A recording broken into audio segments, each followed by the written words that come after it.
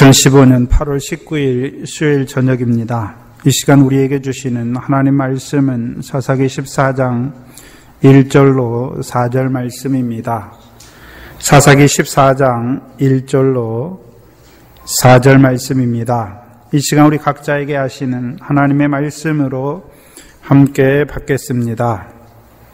삼손이 딥나에 내려가서 거기서 블레셋 딸 중 한 여자를 보고 도로 올라와서 자기 부모에게 말하여 가로되 내가 딥나에서 블레셋 사람의 딸 중 한 여자를 보았사오니 이제 그를 취하여 내 아내를 삼게 하소서. 부모가 그에게 이르되 내 형제들의 딸 중에나 내 백성 중에 어찌 여자가 없어서 내가 할례받지 아니한 블레셋 사람에게 가서 아내를 취하려 하느냐.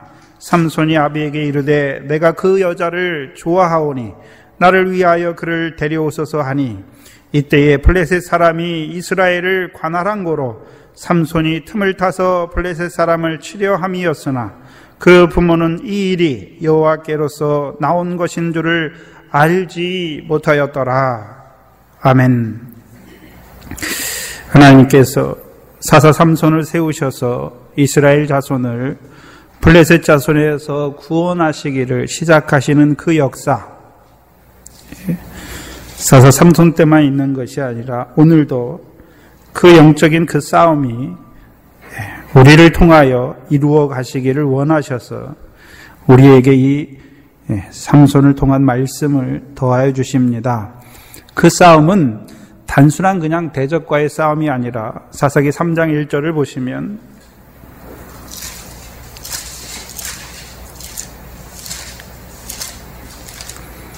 블레셋 자손의 손에서 이스라엘을 구원하시는 그 싸움은 무엇이 전제되어 있습니까? 사사기 3장 1절 이하에 보시면 여호와께서 가나안 전쟁을 알지 못한 이스라엘을 시험하려 하시며 이스라엘 자손의 세대 중에 아직 전쟁을 알지 못하는 자들에게 그것을 가르쳐 알게 하려 하사 남겨두신 그 열국 중에 하나인 그 블레셋을 통하여 이스라엘을 무엇하시는 역사입니까? 시험이죠. 그래서 남겨두신 열국 그 블레셋을 도구로 하여 시작하시는 그 시험이 시작된 것이죠. 그럼 시험은 언제 시작됐습니까? 여호와께서 악을 행하는 그들을 블레셋 자손의 손에 파신 때가 그 시험이 시작됐습니다. 그러나 문제는 파셨는데 이스라엘 백성이 오히려 그것을 어떻게 합니까?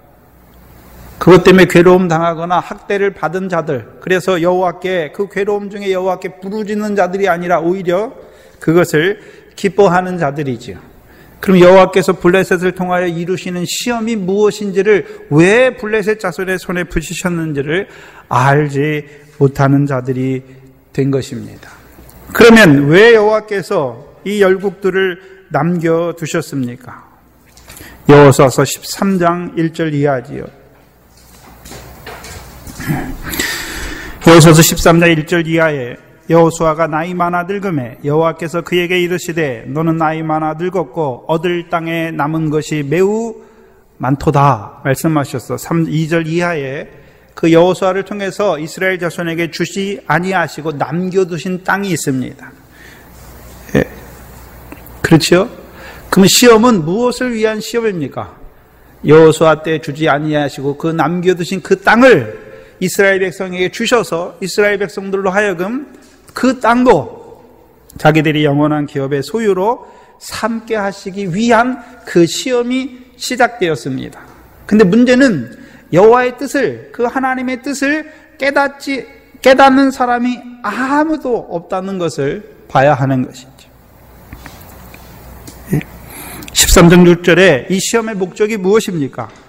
6절 하반절에 보시면 내가 그들을 이스라엘 자손 앞에서 쫓아내시리니 너는 나의 명한대로 그 땅을 이스라엘에게 분배하여 기업이 되게 하되. 그런데 실제로 그 땅을 주시고서 기업이 되게 하시는 것입니까? 아직 주지 아니하셨습니까? 그럼 시험은 이제 그 땅에 나아가게 하시고 그 땅을 기업으로 받게 하시고 이제 그 땅에서 여호와의 명령을 청종함으로 그들로 하여금 그 땅의 결실과 열매, 그 땅에서 나는 소산으로 풍성히 배불리 먹게 하시며 옥토를 주신 하나님을 찬송하는 자리에 세워주시는 것입니다.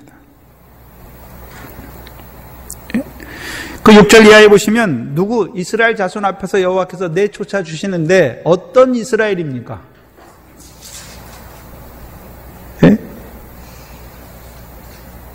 어떤 이스라엘입니까?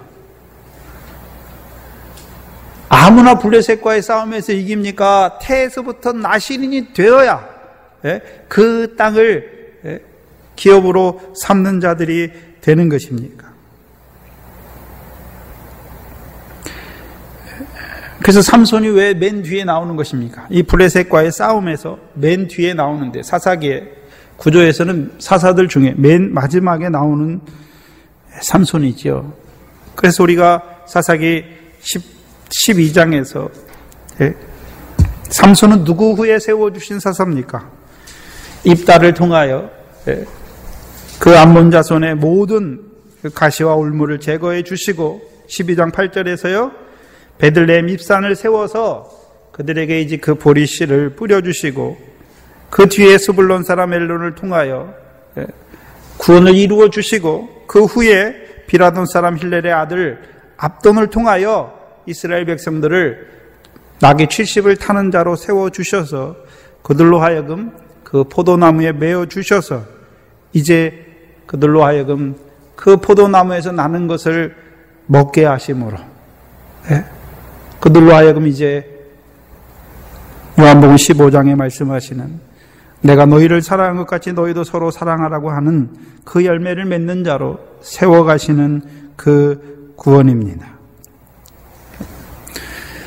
그래서 우리가 잘 아는 스가랴 9장 9절에 시온 따라 크게 기뻐할지어다 예루살렘 따라 크게 즐거워할지어다 내 왕이 내게 임하나니 그는 공의로우며 구원을 베풀며 겸손하여서 나귀를 타나니 나귀의 작은 것 곧 나귀 새끼다 말씀하셔서 비라노 사람 힐렐의 아들 압돈을 통해서 이제 이스라엘의 왕으로 오시는 그 왕을 통해서 이루시는 구원을 바라보게 하시고 이제 삼손을 통하여 그 왕을 통해서 이스라엘의 왕을 통해서 이루시는 구원에 참여하는 자로 세우시는 그 구원의 역사가 시작된 것입니다.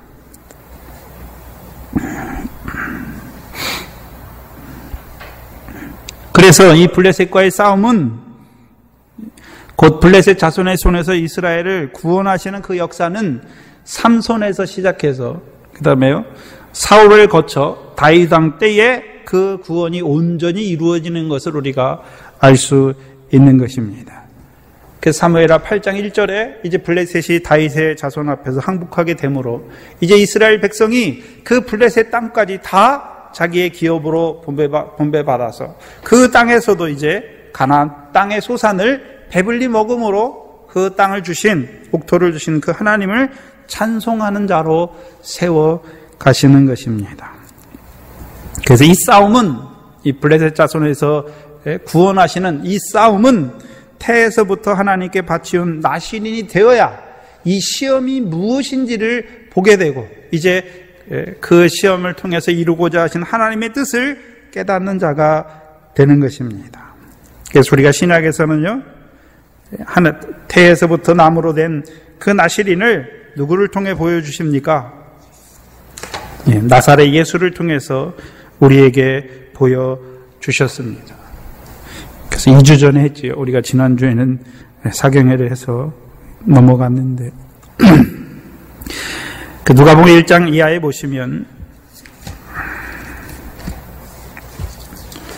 누가복음 1장 26절 이하에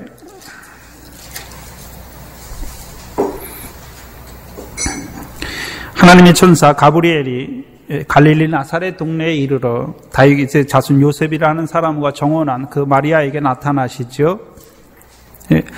그래서 이제 성령으로 마리아의 몸에 잉태됩니다. 곧 성자의 영이 갈릴리에 있는 갈릴리 나사렛에 있는 마리아의 몸에 오신 것이죠. 곧 말씀이 육신이 되어 이 땅에 오셨습니다. 왜 오셨습니까? 왜 오셨죠?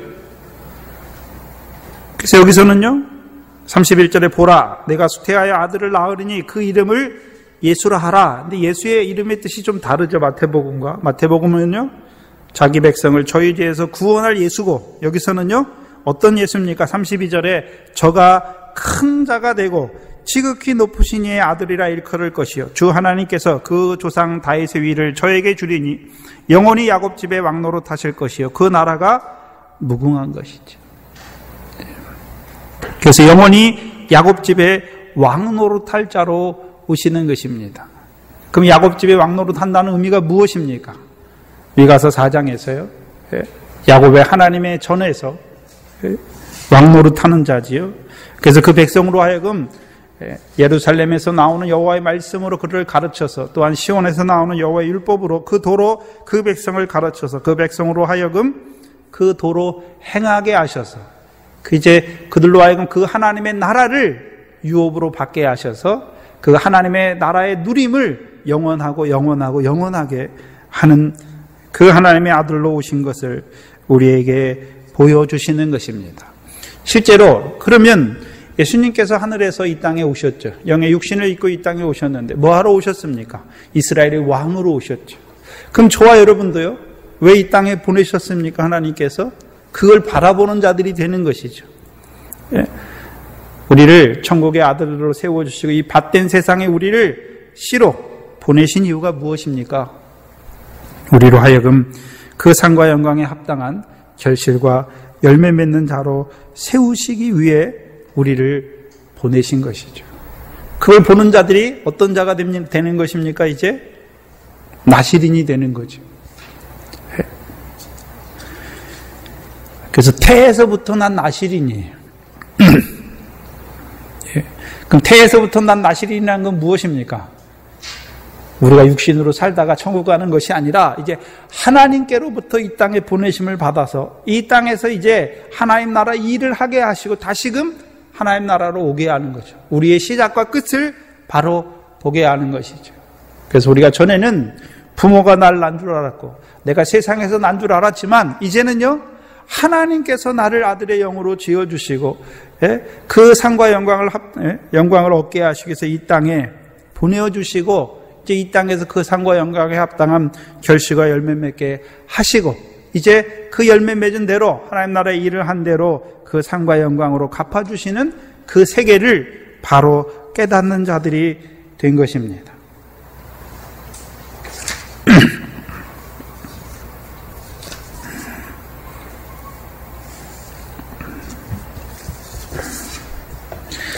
이것을 요한복음에서 요한복음 1장을 보시면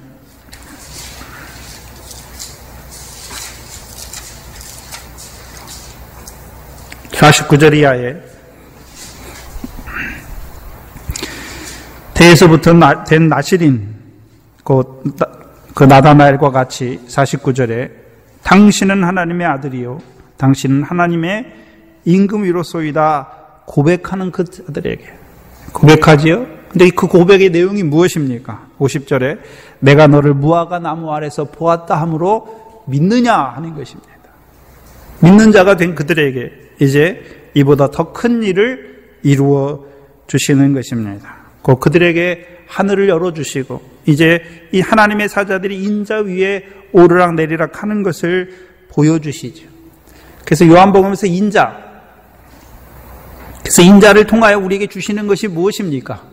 인자의 살과 피를 주어서 우리로 하여금 영생하게 하시는 것이죠. 그래서 인자의 살과 피를 주어서 이루시는 그 구원의 역사를 보여주시는 것이죠. 그게 삼손의 구원의 역사입니다.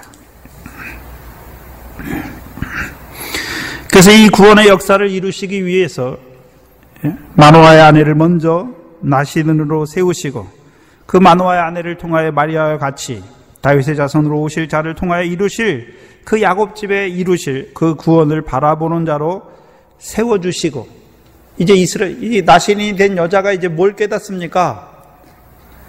그 삼손 아들을 통하여 하나님께서 이스라엘을 블레셋 자손에서 손에서 구원하기를 시작하실 것을 깨닫는 자가 되고 그것을 바라보는 야곱집에서 왕노로 탈 그 아들을 바라보는 그 여자가 짓는 이름이 무엇입니까? 바로 삼손입니다.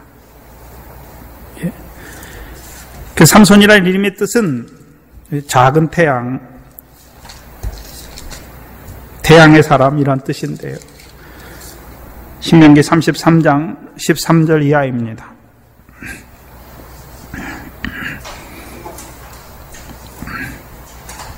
신명기 33장 13절 이하에 요셉에 대하여는 일렀으되 원컨대 그 땅이 여호와께 복을 받아 하늘의 보물은 이슬과 땅 아래 저장한 물과 태양이 결실케 하는 보물과 태음이 자라게 하는 보물과 옛산의 상풀물과 영원한 작은 살의 보물과 땅의 보물과 거기 충만한 것들과 가시떨기 나무 가운데 거하시던 자의 은혜로 인하여 복이 요셉의 머리에 그 형제 중 구별한 자의 청수리에 임할지로다.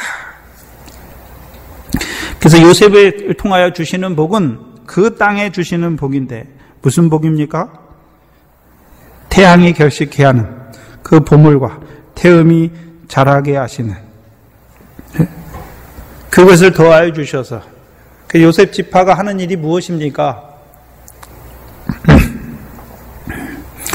요셉은 창세기 37장에 두 꿈을 통해서 11곡식단, 그렇죠? 그래서 하늘의 해와 달과 11별을 보여주시지요.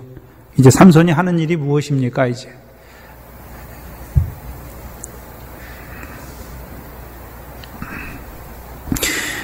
지극히 작은 자 하나들, 그들에게 이제 그들을 미래 결실, 보리의 결실, 열매 맺는 자들로 세우시는 것입니다. 근데 문제는 삼손을 통한 구원 역사에서는 땅의 태평이 안 나옵니다. 사사기 15장 20절을 보시면 20절에 보시면 블레셋 사람의 때에 삼손이 이스라엘 사사로 20년을 지내었더라 말씀하지요. 근데 우리가 지금까지 봐왔던 사사들, 그 사사들이 그 땅에 사사가 되어 몇 년을 지냄으로 말미암아 그 땅이 몇 년 동안 태평을 누렸는데 사사 삼손은 때에는 태평이 안 나와요. 사사기 16장 31절을 보시면 1절도 똑같죠. 삼손이 죽은 후에 그 형제와 아비의 온 집이 다 내려가서 그 시체를 취하여 가지고 올라와서 소라와 에스돌 사이 곧 그 아비 마노아의 장지에 장사하니라.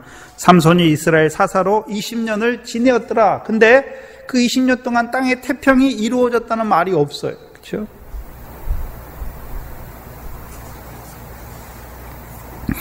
다른 곳에서는 우리가 지금 사사기를 쭉 봐왔잖아요.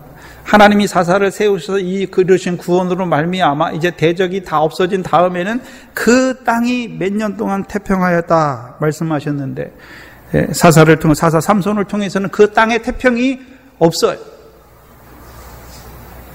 그 땅의 태평은 언제 이루어집니까?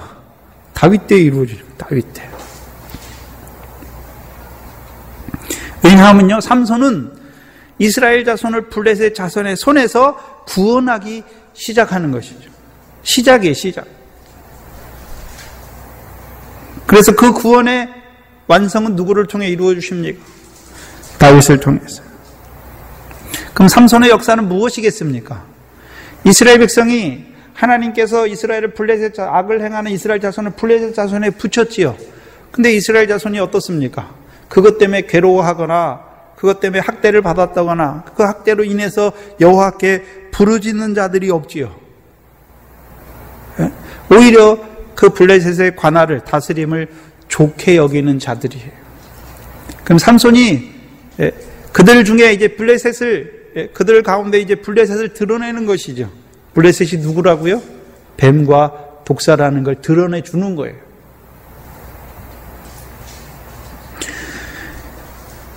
그래서 이제 자기들 속에 그 뱀과 독사의 교훈이 무엇인지를 나타내 주어야 되는 것이죠.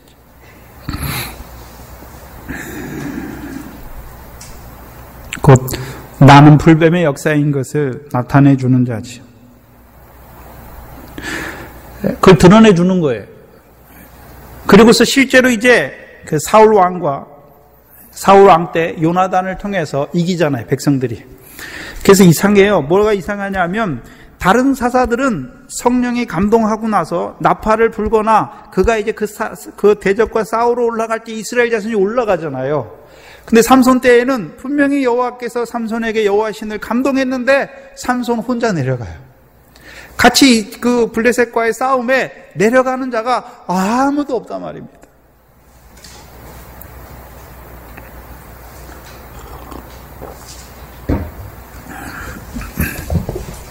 구원이 뭔지 몰라요, 블레셋에서.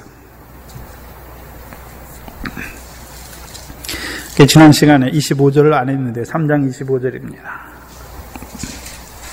3장 25절에 소라와 에스다올 사이 마하네단에서 여호와의 신이 비로소 그에게 감동하시니라.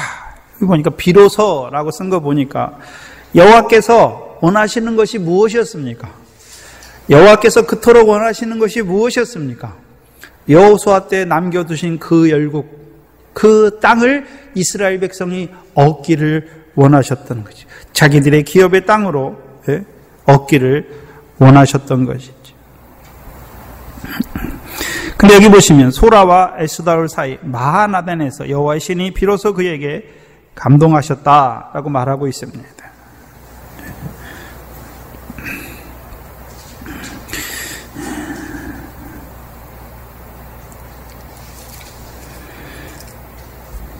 이 소라와 에스다올 사이가 사사기 18장을 보시면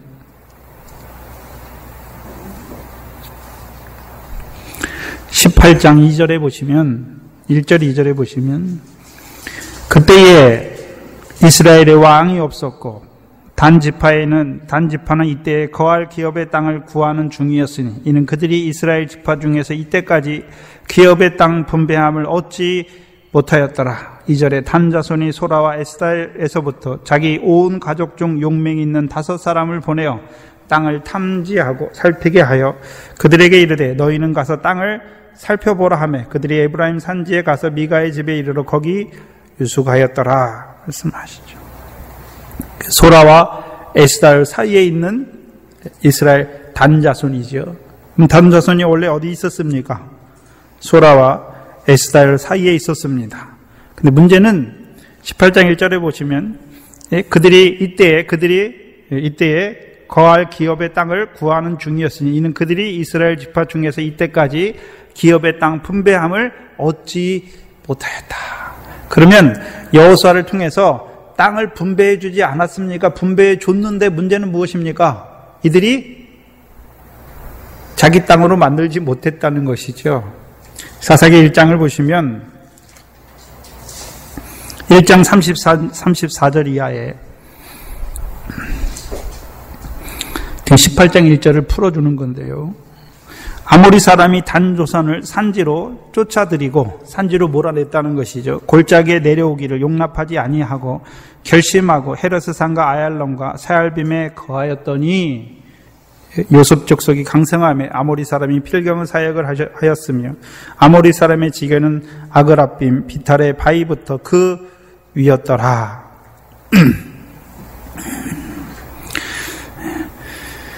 그러면 소라와 에스다엘 사이에 거하는 이 단 자손이 아모리 자손에게 쫓겨서 분명히 그 땅을 주셨는데 아모리 자손을 쫓아내지 못함으로 오히려 아모리 자손이 그 땅에 거하고 자기들은 쫓겨서 어디로 올라가고 있습니까? 산지로 올라가죠. 네? 만약에 이들이 힘이 있었다면 어떻게 했을까요?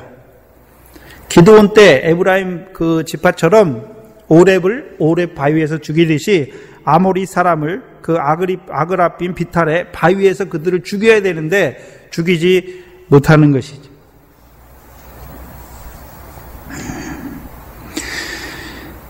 그래서 사사기 전체를 한번 보면 유다 지파하고 이 단 지파의 차이가 있는데 유다 지파는 그 예루살렘만 빼놓고 그 나머지 전부를 다 진멸하지요. 그렇죠? 근데 이 단 지파는 아모리 자손을 진멸하지 못한다는 것이죠.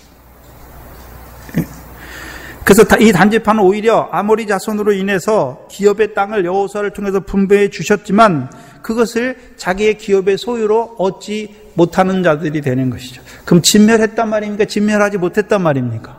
진멸하지 못했다는 거죠. 그럼 반대로 진멸하지 못했다는 말은 그들이 그 백성과 언약을 세우고 그들의 신이 그들의 올무가 되어서 그들이 늘 그 아모리 족속으로 말미암아 아모리 족속이 자기의 가시가 되고 그 신들이 올무가 되어서 항상 어떤 자들이 되는 것입니까?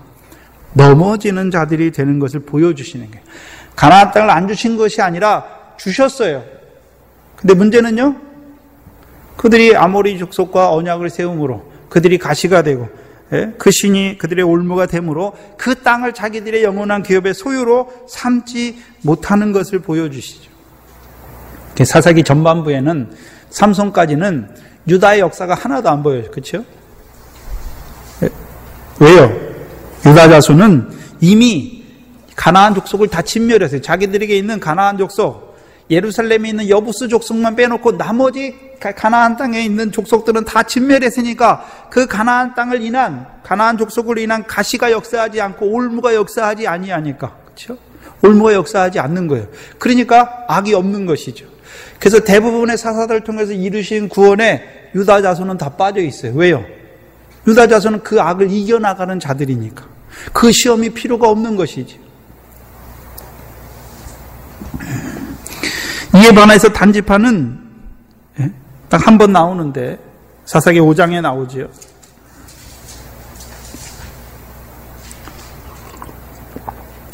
오장의 드보라와 바락을 통한 그 구원에서 15절에 이사갈 방백들이 드보라와 함께하니 이사갈의 심사를 바락도 가졌다다. 그 발을 쫓아 골짜기로 달려 내려갔다. 르우벤 시내가에 큰 결심이 있었도다. 르우벤 자손에게 말하죠. 16절에 내가 양의 우리 가운데 앉아서 목자의 저 부는 소리를 들으면 어찌 미뇨. 그 다음에요.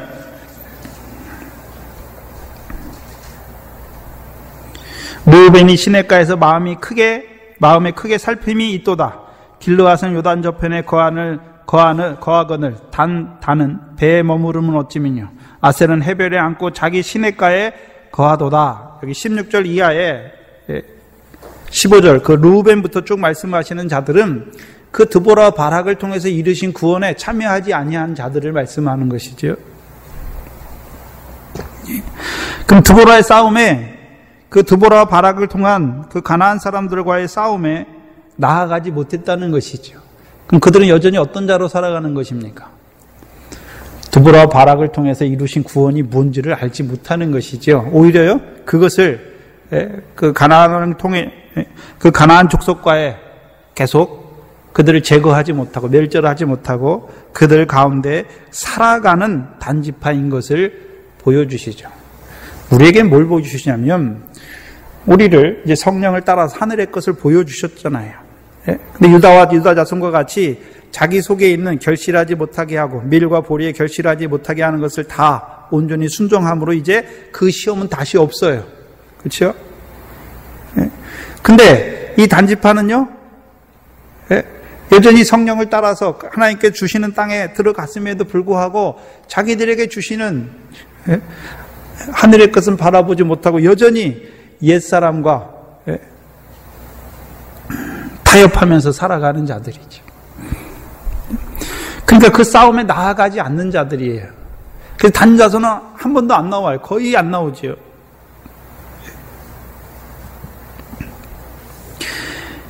이 소라와 에스다올 사이에 마하네단이라는 뜻은 뭐냐 하면 단자손의 진영이에요.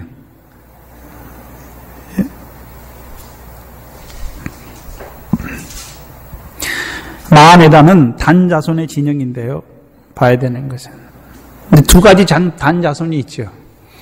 여호와의 신이 강림한 삼손이 있고, 사사기 18장에서는요 왕이 없으므로 자기들의 소견대로 여호와께서 그 땅을 주셨지만 그 아모리 족속을 인하여 늘 쫓기는, 그렇죠? 그들이 어디로 가기를 원합니까?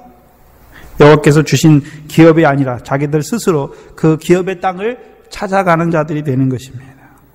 그래서 신이 감동한, 그래서 하나님 백성이 있는데 너는 누구는 이렇게 되고 누구는 이렇게 되는 것이 아니라 여호와의 신이 감동한 자들은 이제 여호와의 구원의 역사에 참여하는 자들이 되는 것이고, 그 신이 없이 살아가는 자들은요 하나님의 백성이면서도요, 자기들의 육신의 눈에 보기에 좋은 곳을 찾아가는 자들이 되는 것이죠. 여호와의 신이 감동하면, 하나님 나라에서 여호와의 신이 감동하면 무엇을 찾습니까? 먼저 그 나라와 의를 구하는 자가 되는 것이고, 신이 없어요. 그럼 어떤 자로 살아갑니까? 하나님 나라에 들어갔지만 여전히 육신의 것, 세상 것 쫓아서 살아가는 자들이 되는 것입니다.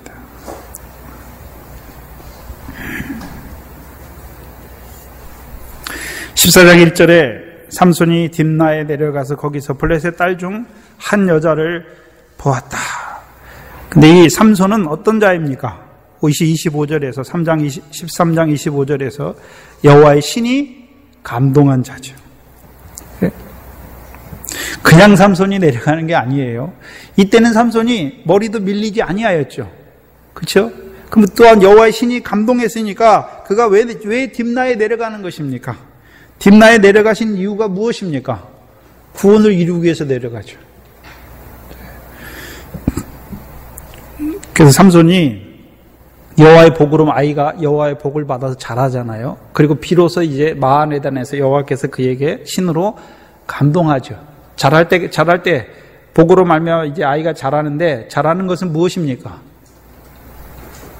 자기를 통해서, 자기를 태에서부터 나신으로 세워서 자기를 통해서 이루어가고자 하신 하나님의 구원이 무엇인가를 깨닫는 자가 되는 것이고, 그 말씀 안에서 자라가는 것이고, 이제요 신이 감동하니까 실제로 이제 블레셋 자손에게 내려가서 이스라엘을 구원하는 그 구원의 역사에 쓰임받는 자가 되는 것이죠.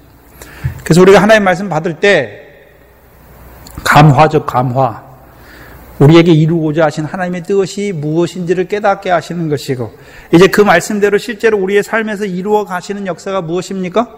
그것이 성령의 감동이죠. 성령의 역사는 감화와 감동이죠. 그걸 다른 말로 하면 에스겔서 36장에서 감화는 무엇입니까? 돌같이 굳은 우리 마음을 부드럽게 하시는 것이죠. 감동은요, 새 영을 주어서 이제 율례와 규례를 행하는 자로 세우시는 것이죠. 그러면 삼손이 태에서부터 나실인인데 하나님께서 왜 자기를 그 부모를 통해서 나실으로 세웠습니까? 이스라엘 자손을 블레셋 자손의 손에서 구원하시기 위해서. 그럼 구원의 전제 조건이 무엇입니까? 속죄죠, 속죄. 악을 행하는 그 이스라엘이 악이 뭔지를 알지 못하잖아요. 그럼 이 삼손을 통해서 이제 블레셋의 악이 무엇인지를 드러내줘야 되는 것이죠. 곧 이스라엘 속에 역사하는 블레셋의 요소를 드러내주는 것입니다. 근데 문제는 많고 많은 그 성읍 중에 왜 딥나로 내려가는 것입니까? 왜 딥나로 내려가는 것입니까? 여호수아서 15장에 보시면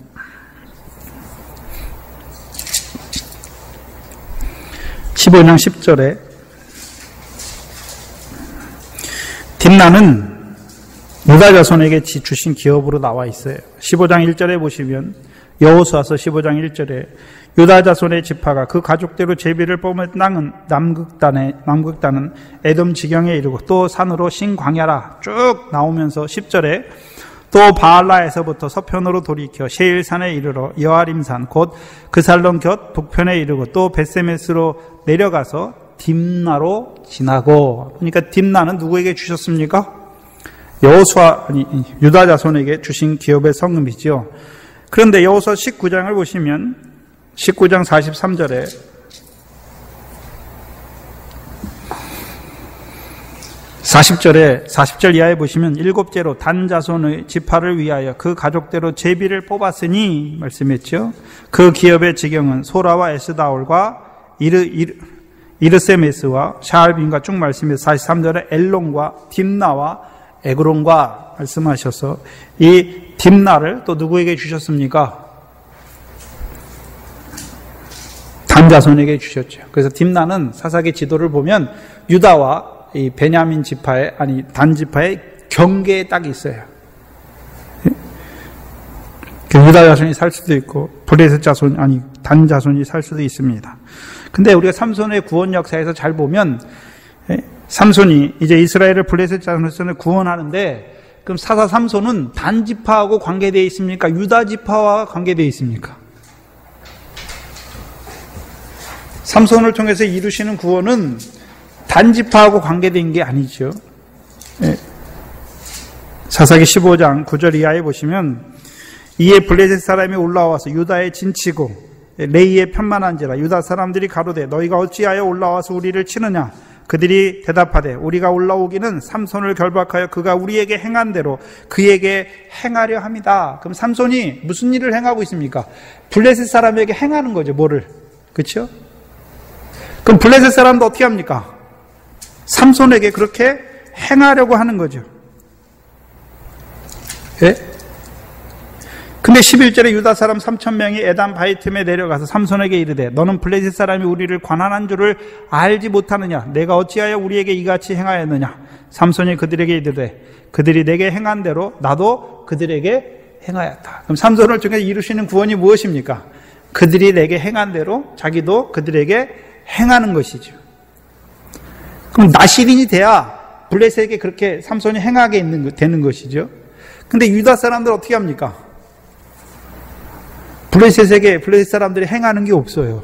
그리고 오히려 블레셋 사람들이 다스림을 좋아하고 있지요.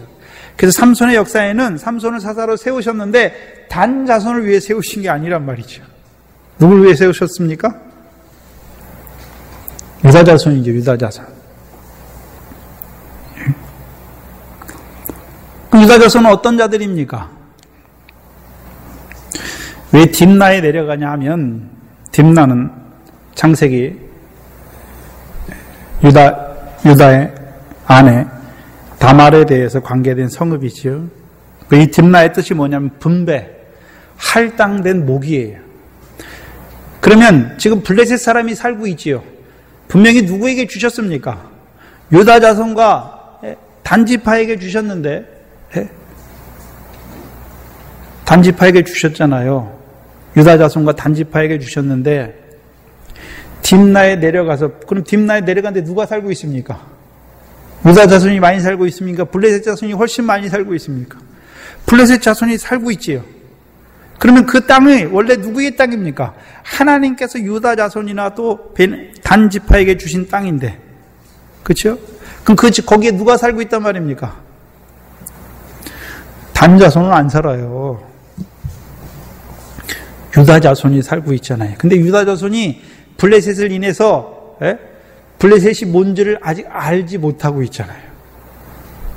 악을 행하면서 그 악이 무엇인지를 알지 못하는 자들이죠. 그러면 그 블레셋 땅을 이제 그들에게 블레셋 사람이 있는 그 딥나 땅을 누구에게요?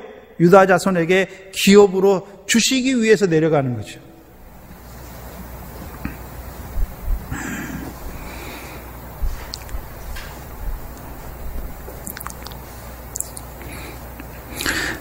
그러면 이미 여호수아 때 그 남은 땅을 이미 약속해 주셨잖아요. 너희가 올라가기만 하면 그 땅을 너희에게 주실 것을. 누가 거하는 땅이었습니까? 블레셋 자손이 거하는 땅을 그들에게 주실 것을 약속해 주신 것이죠.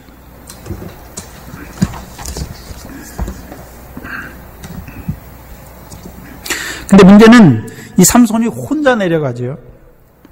분명히 여호와의 신에 감동했는데, 감동했으면 나팔을 불어야지요. 그럼 그 백성들이 그 나팔 소리를 듣고 블레셋의 전쟁에, 블레셋과의 싸움에 다 나가는 것이죠. 우리가 지금까지 봐왔던 이 사사들을 통해서는 여호와의 신이 감동하니까 그들이 나팔을 불잖아요. 나팔을 불거나 그 대적과 싸우러 갈 때 이스라엘 백성들이 어떻게 합니까? 우르르 그 싸움에 참여하러 나오잖아요. 근데 여호와의 신이 감동한 이 삼손은 혼자 내려갑니다. 나팔도 불지 않습니다. 왜 그렇습니까?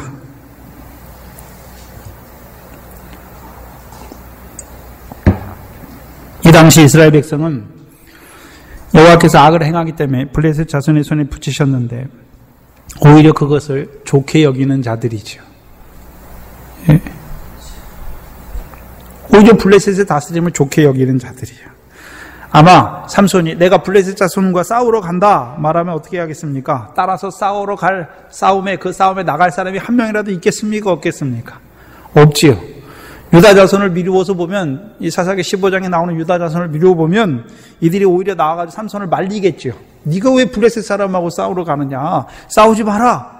우리는 그들의 다스림을 좋게 여긴다. 그렇다면 이스라엘 중에 누가 블레셋 사람과 블레셋 사람의 싸움에 나아가는 자들입니까? 사무엘상 13장에 나오죠. 사무엘상 13장에 보시면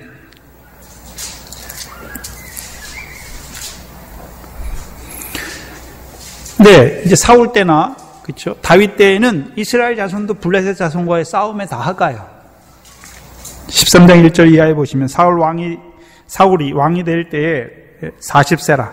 그가 이스라엘을 다스린 지 2년에 이스라엘 사람 3천을 택하여 그 중에서 2천은 자기와 함께 믹마스와 베델산에 있게 하고 1천은 요나단과 함께 베냐민 기브아에 있게 하고 남은 백성 각기 장막으로 보내니라. 3절에 요단이 게바에 있는 블레셋 사람의 수비대를 치매 블레셋 사람이 이를 들은지라. 사울이 온 땅에 나팔을 불매. 무슨 나팔입니까? 블레셋 자손과의 싸우기 위해서 나팔을 불매. 누가 올라옵니까? 누가 듣습니까? 누가 듣습니까? 히브리 사람만 들을 수 있어요. 그 나팔을. 삼손이 나팔을 안 분 것이 아니라 나팔을 불었는데 히브리 사람이 안 돼 있어요. 그러니까 나오지 못하는 거예요. 그러나 사울과 요나단 때에는 이제 요나단을 통해서 블레셋 수비대를 치니까 블레셋 사람들이 이스라엘과 싸우려고 오잖아요. 그러니까 사울이 나팔을 부니까 누가 듣습니까? 히브리 사람만 들을 수 있어요. 히브리 사람. 네. 그래서 이 블레셋과의 싸움에는 누가 나갑니까? 히브리 사람이 나가는 거예요. 히브리 사람. 그럼 히브리 사람이 처음 언제 나옵니까? 창세기 14장에 나오죠. 창세기 14장 13절에 도망한 자가 와서 히브리 사람 아브라함에게 구하니 때에 아브라함이 아모리 족속 마므레 상수리 숲을 근처에 거하였더라. 아브라함이 어디에 있습니까? 마므레 상수리 숲을. 근데 이 상수리 숲은 13장 18절에 이 아브라함이 장막을 옮겨 어디에요? 헤브론에 있어요. 헤브론에 있는 마므레 상수리 숲에 거하고 있죠. 그러면 이 13장의 역사에서 이 아브라함이 어떻게 헤브론까지 올라갔습니까? 누가 떠난 뒤에요? 롯이 떠난 뒤에 여호와께서 그 가나안 땅을 보여주시잖아요. 가나안 땅을 보여주시고 동서남북을 바라보라. 15절에 보이는 땅을 내가 너와 내 자손에게 주리니 영원히 이르리라. 내가 내 자손으로 땅에 티끌같이 하리니 사람의 땅에 티끌을 세일 수 있을진데 내 자손도 세리라. 너는 일어나 그 땅을 무엇과 무엇으로 행해보라고요? 종과 횡으로 행하여 보라. 내가 그것을 내게 주리라. 그러면 가나안 땅을 종과 횡으로 행하는 자들이 거하는 곳이 어디입니까? 그게 헤브론이에요. 그래서 헤브론에서 누가 왕이 됩니까? 다윗이 왕이 되잖아요. 그리고 헤브론을 자기 기업의 땅으로 받은 자가 누구입니까? 갈렙이잖아요. 갈렙. 어떤 자입니까? 온전히 쫓은 자. 여호와를 온전히 쫓은 자.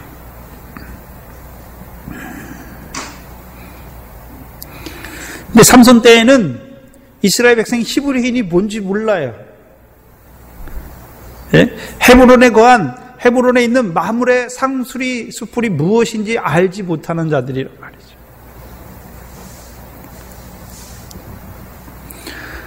왜 가나안 땅을 종과 횡으로 행하게 하셨습니까?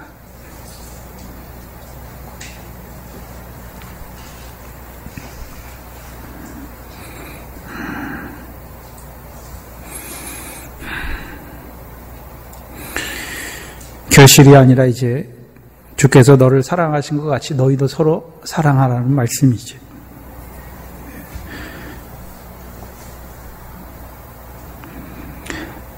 그래서 우리가 신약에서 히브리서가 나오잖아요. 그렇죠? 히브리서가 나오는데 누구에게 주셨습니까? 히브리인들에게 주셨어요. 그런 히브리서에서 우리에게 보여주신 히브리인은 누구로 말미암아 히브리인 되었습니까? 히브리서 1장이죠.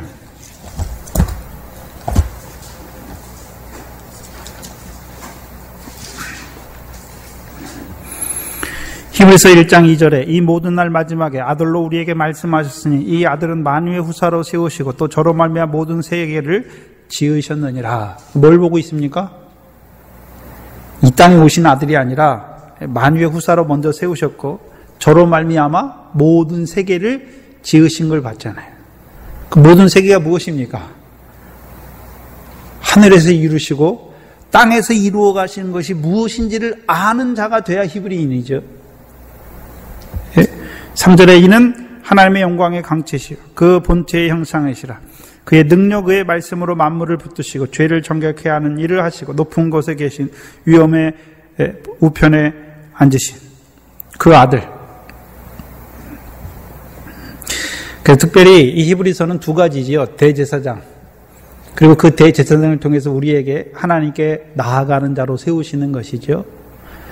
그래서 히브리서 4장이죠. 4장 14절에서 16절이지요. 대제사장인데 어떤 대제사장입니까? 오늘도 우리를 위하여 그 대제사장의 직무를 하는 제사장이죠. 근데 12절에 4장 12절 이하가 무엇입니까? 하나님의 말씀 주셨더니 오히려요 우리가 벌거벗은 것 같이 주 앞에 드러날 수밖에 없는 우리의 모습을 보여주시고 14절에 그런데도 불구하고 그 대제사장으로 말미암아 은혜의 보좌 앞에 담대히 나오게 하는 것이죠. 그렇죠? 그래서 그 제사장으로 말미암아 은혜, 긍휼과 은혜를 입은 자로 세워주시고 이제요 10장 오늘 묵도 시간을 읽어드렸던 10장 19절 이하에 그 대제사장의 피로 말미암아 성소에 들어가는 것이죠. 이제 우리가 제일 처음에는 성막의 구조에서 번제단에 들어가잖아요. 번제단에. 그럼 번제단만 들어갑니까? 이제 번제단을 통해서 성소에 들어갑니까? 성소에 들어가는 거죠. 그럼 성소에 들어가면 뭐가 있습니까? 등대가 있고 떡상이 있고 분향단이 있죠. 그래서 그 빛 가운데서 떡을 먹는 자들을 찬송케 하시고 그들이 이제 어디에 들어가게 하십니까? 새롭고 산 길, 육체를 통해서 휴장을 열어주어서 법궤가 있는 그 앞에 가게 하시는 것이죠. 그래서 법궤 앞에 간다는 의미가 무엇입니까? 예수 그리스도로 말미암아 하나님과 더불어 화평을 누리는 자죠. 곧 우리가 마음으로는 하나님의 법을 섬기고 육신으로는 죄의 법을 섬기지만 그래서 사망의 공고한 자리에 있을 수밖에 없었던 우리였지만 우리 주 예수 그리스도로 말미암아 이제 이기게 하시는 그 자리가 어디입니까? 하나님과 화평을 누리는 그 자리에 우리를 세우시는 것입니다.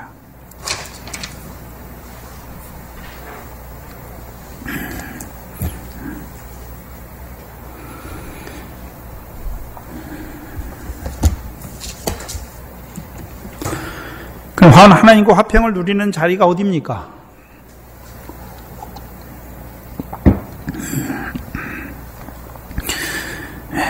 그게 그리스도 예수의 사람의 자리지요. 이제 성령으로만 살고 성령으로만 행하는 자, 그 육체의 남은 때를 하나님의 뜻만 쫓아 행하는 자가 하나님과 화평을 누리는 자들이 되는 것입니다. 근데 이 삼손이 이 딥나에 내려가서 블레셋 여자 중에 블레셋 딸 중 한 여자를 봅니다. 그렇죠? 그리고 그를 아내로 삼고자 하지요. 근데 잘 보시면 그러면 삼손은 분명히 태에서 나면서부터 나시린인데, 그렇죠? 분명히 이방온 그 땅의 족속들과 결혼하지 말라 하신 말씀 분명히 알고 있을 것이죠. 근데 왜 그 딥나에 내려가서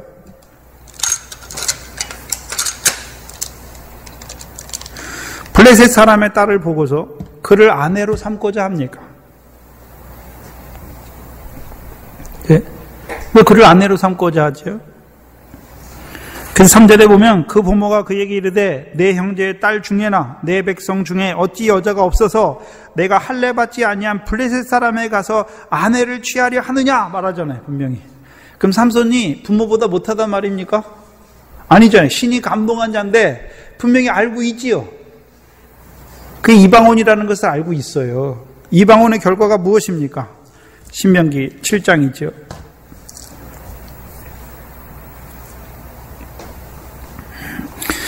신명기 7장 1절로 4절에 보시면 내 하나님 여호와께서 너를 인도하사 내가 가서 얻을 땅으로 들이시고 내 앞에서 여러 민족 헷 족속과 기르가스 족속과 아모리 족속과 쭉 말씀하시고 여부스 족속 곧 너보다 많고 힘이 있는 7 족속을 쫓아내실 때에 내 하나님 여호와께서 그들을 내게 붙여 너로 치게 하시리니 그때에 너는 그들을 진멸할 것이라. 그들과 무슨 언약도 말 것이요 그들을 불쌍히 여기지도 말 것이며 또 그들과 혼인하지 말지니 내 딸을 그 아들에게 주지 말 것이요 그 딸로 내 며느리를 삼지 말 것은 그가 내 아들을 유혹하여 그로 여호와를 떠나고 다른 신을 섬기게 하므로 여호와께서 너희에게 진노하사 갑자기 너희를 멸하실 것임이니라.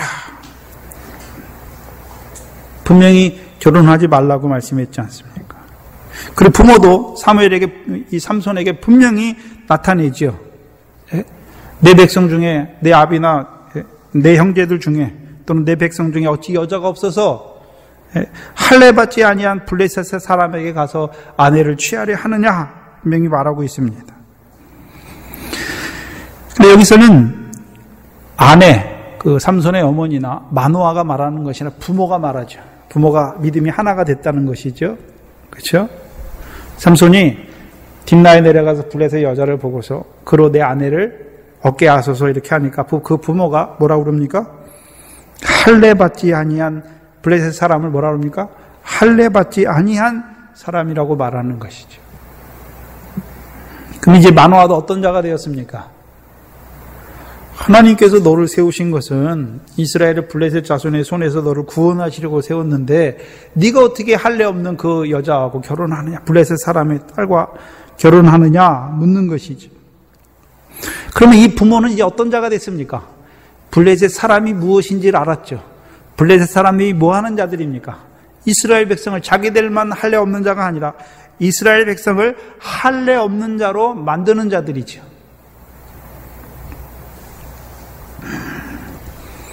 블레셋의 교훈이죠. 그럼 이 부모가 어떤 자들이 되었습니까? 나실인이 되었다는 거죠. 포도주와 독주를 구별하고 부정한 것을 먹지 않는 자들. 그럼 이 블레셋 사람들이 할례 없는 자들인데 육적인 할례를 하지 않았다는 것을 말하는 게 아니에요. 창세기 17장에 아브라함에게 몇 세의 할례를 주셨습니까? 99세의 할례를 명하여 주셨죠. 그럼 아브라함에게 주신 할례가 무엇입니까? 이제 육적 몸을 벗는 그리스도의 할례잖아요. 그러면 이 블레셋 사람들은 할례 없는 자들로 만든다. 어떤 자로 만든단 말입니까? 우리가 갈라디아서 5장 3절에 할례를 행하는 자는 율법 전체를 행할 의무가 있다라고 말씀하셨잖아요. 그러면 이들이 이스라엘 백성을 율법을 버린 자들로 만드는 게 아니죠. 율법을 버린 자들로 만드는 게 아니란 말이죠. 빌립보서 3장을 보시면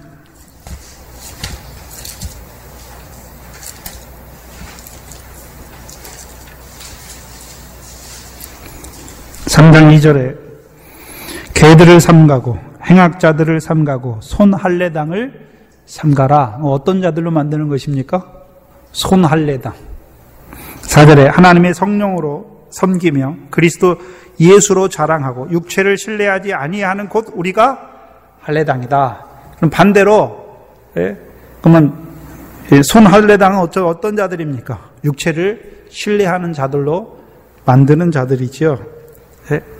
섬기긴 섬기는데 자, 세 계명이 무엇입니까? 형제를 사랑하는 것인데 형제를 사랑하는 것이죠. 그 지극히 작은 자 하나에게 하는 것인데 예수님의 제자들을 통해서는요 권능을 베푸는 것이죠. 주의 이름으로 권능을 행하는 것인데 무엇으로 하고 있습니까? 그걸 해놓고 육체를 자랑하죠. 우리가 주의 이름으로 무엇도 하고 무엇도 하고 성령으로 하시는 것이지요. 곧 블레셋의 교훈이 무엇입니까? 불법이죠. 불법이에요.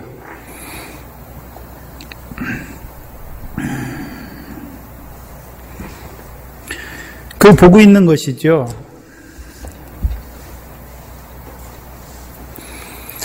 왜 유다 백성들이 그 블레셋의 다스림을 좋게 여깁니까? 우리가 형제를 사랑하는 게 좋잖아요. 우리가 주의 이름으로 뭐도 하고. 네.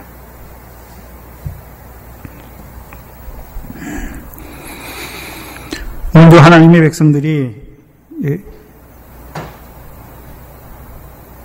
그 하나님의 말씀을 사람이 행하는 자들이 그 자리죠.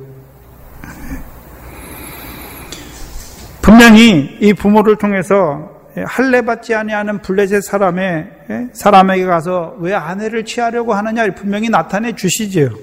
근데 삼손이 뭐라고 말합니까? 아비에게 이르되 내가 그 여자를 좋아하오니 나를 위하여 그를 데리고 오소서. 영어 성경에서는요, she is right. 그녀가 옳다. 내가 그녀를 좋아한다는 게 아니라 그녀가 주어예요. 그녀가 옳다. 근데 내 눈에는 그녀가 옳다. 그건 EBS고요. NIV나 다른 데서는요, 나한테는, 나를 위해서는 그녀가 옳다라고 써놨어요. 그러면 삼손이 보기에 옳다는 말입니까? 여호와께서 보기에 그게 옳은 것입니까? 여호와께서 보시기에 그게 옳은 거예요. 그게 선한 것이에요. 뭘 말씀하시냐면 그게 하나님의 뜻이라는 것이죠. 우리가 민수기 12장을 보시면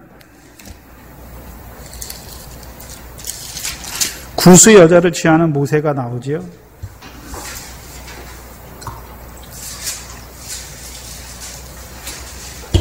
민수기 12장 1절에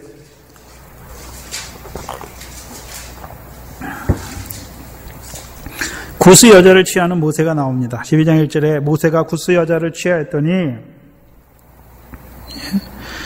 구스 여자를 취하였으므로 미리암과 아론이 모세를 비방하니라. 근데 여호와께서는 구스 여자를 취한 모세를 책망하지 않으셨어요. 그럼 모세가 자기 정욕을, 지금 80세가 넘었죠. 거의 이제 100세를 넘어갈 건데 자기 정욕을 위해서 구스 여자를 취한 것입니까? 아니죠. 여호와께서 구스 여자를 취하게 하신 것이에요.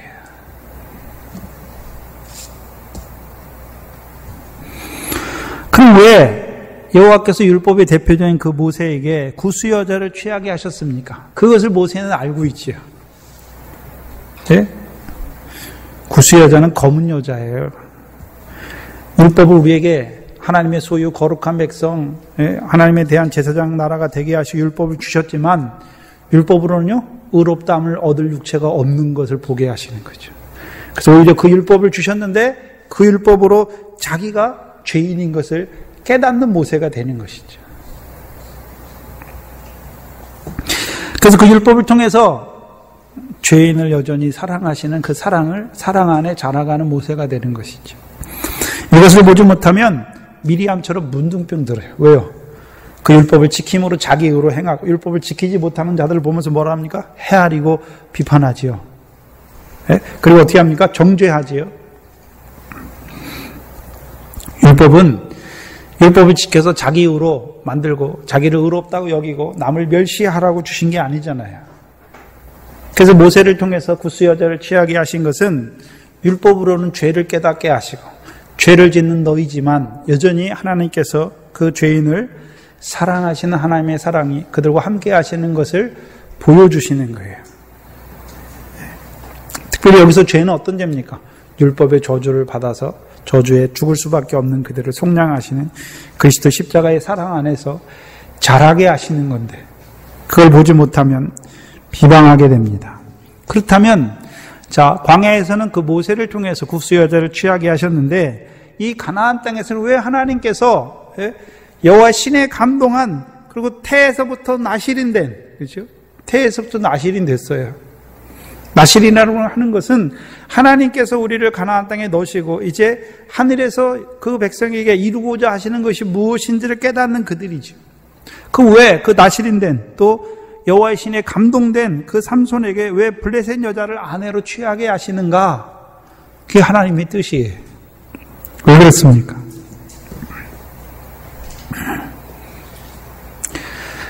하나님 율법을 주셨죠. 율법은 세 가지 목적이죠. 그들로 하여금 하나님의 소유, 그 백성이 하나님께 속한 자라는 걸 보여주는 거예요. 그 하나님의 소유가 뭐냐 하면 율법이 오니까 오히려 죄를 깨닫게 되잖아요. 근데 하나님은 어떻게 하십니까? 여전히 죄인을 사랑하시는 거예요. 그게 하나님의 소유예요. 우리가 하나님 백성인데 하나님의 소유인데 우리가 늘 하나님 말씀 잘 듣고 의를 행하기 때문에 선한 일을 행하기 때문에 하나님 우리를 사랑하는 것이 아니라요. 우리가 늘 죄를 행하지만 죄가 더한 것에 은혜가 넘치게 하심으로 늘 하나님의 소유, 하나님의 백성으로 살아가게 하시는 것이죠. 그게 광야에서의 율법이에요. 두 번째가 무엇입니까? 하나님에 대하여 제사장 나라가 되게 하시기 위해서. 제사장이 아니라 제사장 나라지요. 그래서 하나님에 대하여 제사장의 삶을 잘 산 여자를 보여주시자. 누굽니까? 나오미죠. 나오미예요. 그럼 제사장 나라는 뭐 해야 됩니까? 하나님을 알지 못하는 자들에게 그 여호와 하나님이 살아계신 걸 그들에게 드러내줘야 돼요.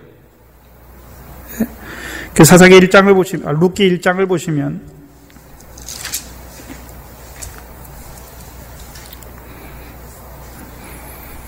룻기 1장 6절에 나오미가 모압 지방에 있어서 여호와께서 자기 백성을 권고하사 그들에게 양식을 주셨다 함을 들었으므로 이에 두 자부와 함께 일어나서 모압 지방에서 돌아오려 하여.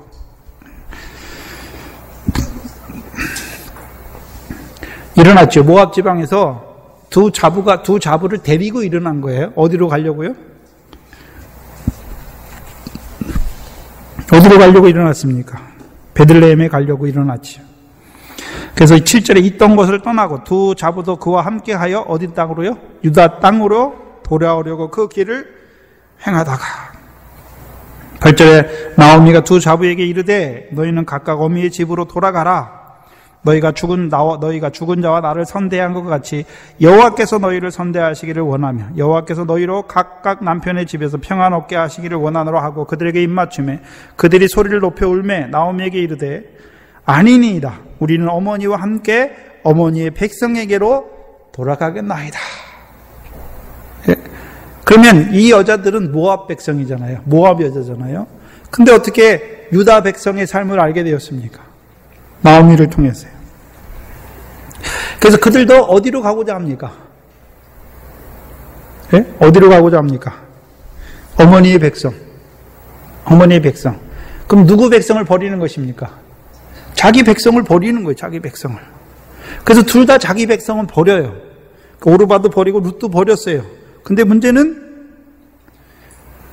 오르바는 그 백성은 버렸지만 뭘 못 버리고 있습니까? 그 신은 못 버리고 있어요. 그러나 이 룻은 어떻습니까? 그 백성도 버리고 누구도 버렸습니까? 그 신도 버리는 자죠. 그러면 신도 버렸다는 의미가 이 룻이 이제 누구를 알게 되었습니까? 여호와가 하나님인 걸 알게 되었죠.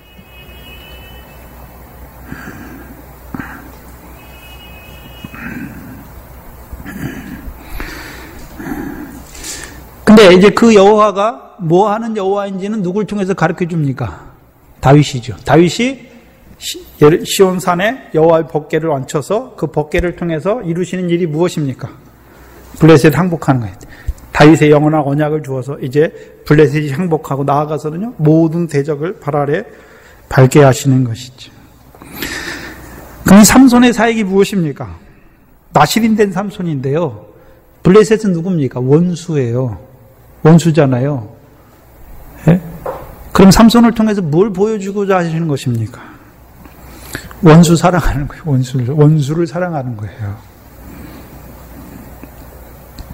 그러면 이 나실이 된 삼손이 그 아내를 취하는 이유가 무엇입니까? 정욕을 위해서 취하는 거예요. 성령에 감동한 사람인데 정욕을 위해서 취하겠습니까? 아니죠. 뭘 위해 취하겠습니까? 그 원수된 자로 하여금 그 백성과 그 신을 떠난 자로 살리는 역사예요. 이게 삼손의 역사예요. 대부분의 주석은 삼손이 정욕에 떨어져가지고 다 그렇게 했다. 분명히 14장 1절에 물론 삼손이 뒤에 가서 떨어지죠. 그러나 지금은 삼손의 머리가 이게 삭도로 밀지 않았어요. 그리고 신에 감동했으니까 그 신을 따라 행하고 있는 거죠. 그럼 성령이 삼손을 통해서 왜 딥나에 내려가서 블레셋 자손의 중에서 남자는 아니에요. 여자를 왜 취하게 하시는 것입니까? 원수의 딸인데. 그래서 이 여자는 선사기 14장 7절을 보시면 그가 내려와서 그 여자와 말하며 그를 기뻐하였더라. 여기서 잘 봐야 되는데 7절에 여자가 삼손에게 말하는 것이 아니라 삼손이 내려가서 삼손이 그녀에게 말하니까 말했잖아요. 말도 안 통하는데 말하는 것입니까? 삼손의 말을 잘 듣는 거예요. 그러니까 삼손이 뭐 합니까? 기뻐하는 거예요. 근데 문제는 이 여자는 어떻습니까? 16절에 가서 보시면 삼손의 아내가 그 앞에서 울며 가로되 당신이 나를 미워할 뿐 아니요 사랑치 아니하는도다. 우리 민족에게 수수께끼를 말하지 않고 결국 삼손을 통해서 자기 백성, 자기 민족을 버리게 하잖아요. 근데 이 여자는 삼손을 통해서 말씀을 듣지만 자기 민족을 버립니까? 자기 민족을 그 삶을 살고 있습니까? 그 삶을 살고 있는 것입니다.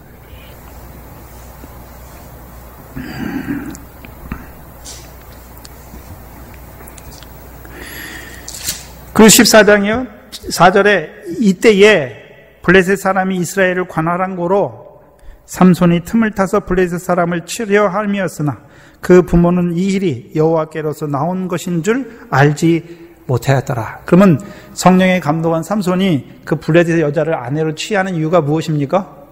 여호와께서 나온 일이에요. 그럼 그것이 여호와께서 삼손에게 하게 하시는 일이죠. 그 일을 통해서 뭘 보여주십니까? 그러면 자 블레셋 딸을 취하라. 근데 이스라엘 백성도 누구처럼 됐습니까? 블레셋처럼 됐어요. 블레셋 사람처럼. 그럼 그 딸들도 다 어떤 자들이 되었습니까?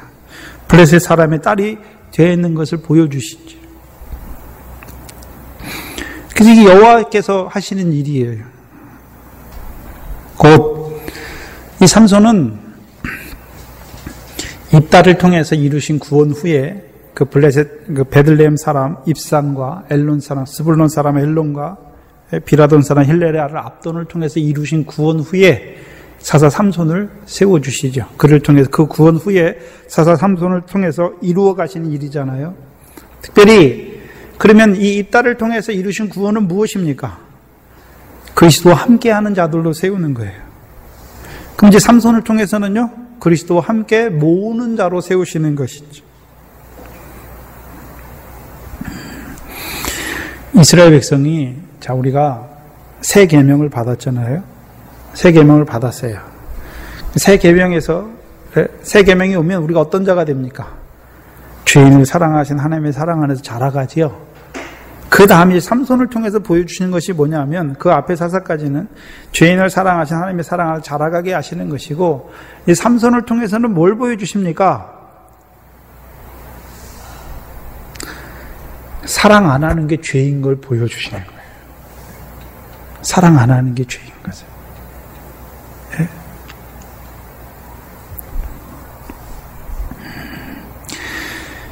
그래서 악을 행하고 있어요, 이스라엘 백성이. 뭐가 악입니까? 자라난 자들에게 뭐가 악입니까? 1만 달란트 탕감 받았으면서도 100대내는 빚진 자의 목을 잡는 게 악이에요. 근데 그게 악인 줄 몰라요. 나 같은 죄인을 사랑하신 그 사랑에서 내가 살고 있으면서 나는 형제를 사랑하지 않는 게 악인 줄 모르고 있어요. 그래서 삼손을 통해서 뭘 보여주십니까? 분명히 원수를 사랑하라 말씀하셨잖아요. 마태복음 5장의 구조가 무엇입니까? 더 나은 의를 보여주시고 우리가 죄인 아무것도 할 수 없는 머리카락 하나라도 희거나 검게 할 수 없는 것을 보여주시면서 그 다음에 뭘 보여주십니까? 원수를 사랑하라 말씀하시죠. 근데 우리가 우리 속에 더러운 거, 그런 거 악은 잘 알잖아요. 그러면 이제 이 참 포도나무에 접붙임 받은 우리의 죄가 무엇입니까? 내 속에 그 죄악, 드러나는 죄악뿐만이 아니라 우리에게 주신 계명, 형제를 사랑하지 않는 게 죄인 줄을 알지 못해요. 근데 이 삼손은 신이 감동하니까 가서 뭐 합니까? 원수를 사랑하고 있는 것을 보여주시는 것이죠.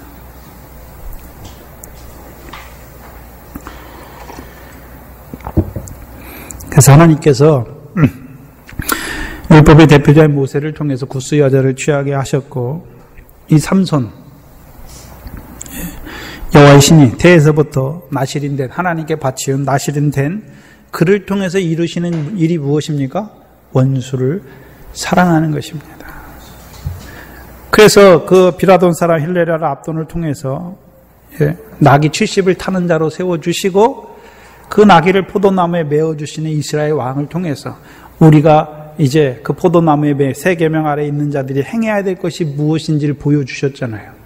그런데 블레셋 교훈 아래에 있다는 의미가 무엇입니까? 날 사랑하는 사람 사랑하고 나를 미워하는 사람 미워하는 거예요. 예? 근데 그게 죄인 줄 몰라요. 우리가 그게 죄인 줄 몰라요.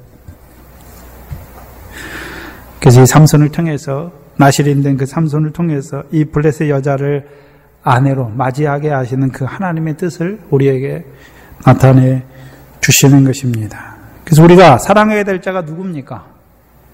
내게 죄를 향하는, 내 죄를 범하는 자가 누굽니까? 내 원수잖아요. 나를 욕하고 핍박하거나 나에게 해를 가하는 그 원수, 나에게 죄를 짓는 그 원수를 뭐 해야 됩니까? 가서 사랑하는 것이죠. 용서하는 것이죠. 조건 없이. 그것이 사사 삼손을 통해서 보여주시는, 이스라엘의 악을 보여주시고 이스라엘 백성이 무엇을 위해서 살아가야 될 것인지를 보여주시는 것입니다. 기도하겠습니다. 하나님 감사합니다. 무엇인데 이처럼 사랑하여 주셨어요.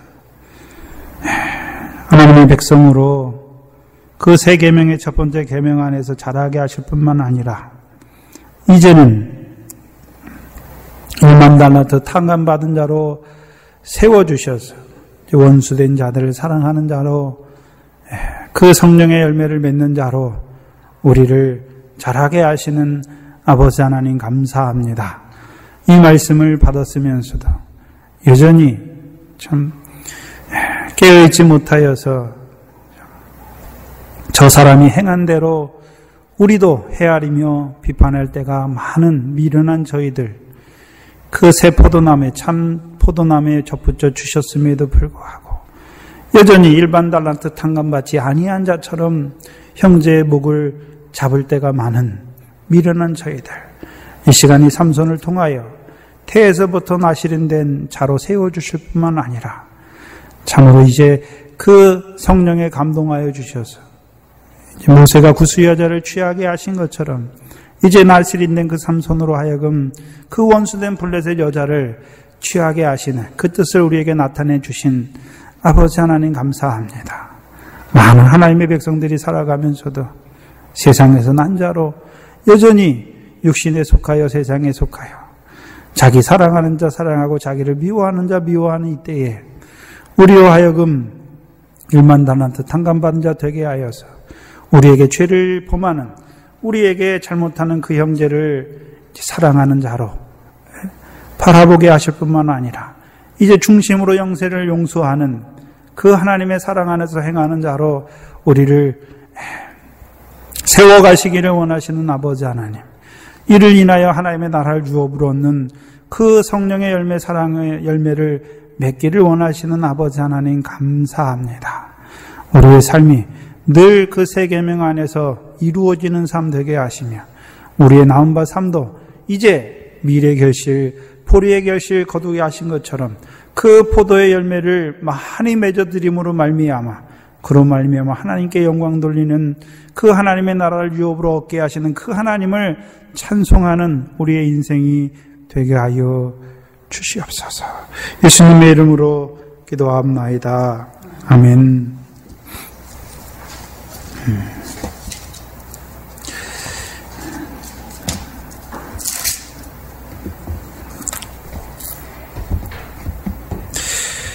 찬송가 394장입니다.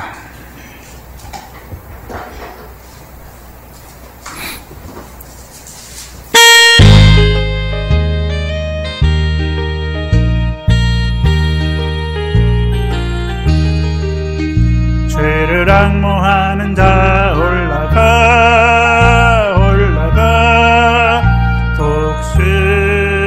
독수리같이 모든 싸움 이기고 근심 걱정 벗으며 올라가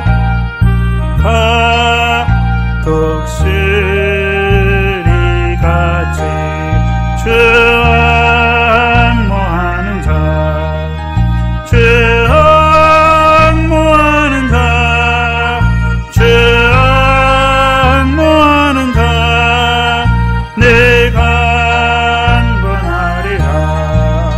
주를 앙모하는 자 걸어가 걸어가 고단치 않네.